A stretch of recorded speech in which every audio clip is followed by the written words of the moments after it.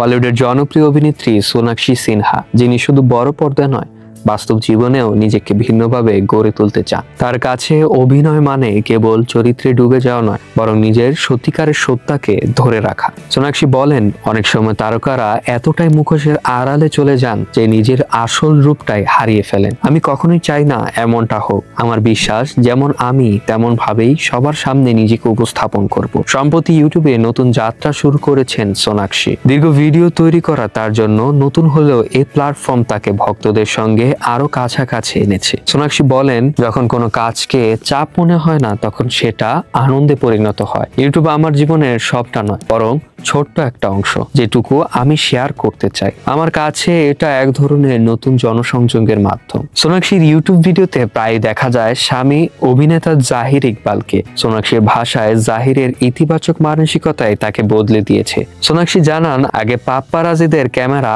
আমাকে অস্বস্তি করে দিত, ছবি তুলতে চাইতাম না, কিন্তু জাহিরের ভাবনা একদম আলাদা। সে বলে, অভিযোগ না করে বরং একবার ছবি তুলে এগিয়ে যাও। ওর ওই ইতিবাচক দৃষ্টিভঙ্গি আমার মনোভাব পাল্টে দিয়েছে। জাহিরের সঙ্গে সোনাক্ষী খুঁজে পেয়েছেন জীবনের নতুন দৃষ্টিভঙ্গি। ক্যামেরা আলো ঝলমল দুনিয়াতেও তিনি থেকে যাচ্ছেন নিজের মতো। সত্যিকারের স্বতঃস্ফূর্ত এক সোনাক্ষী সিনহা। ডেস্ক রিপোর্ট, খবরের দেশ, বিনোদন ডেস্ক।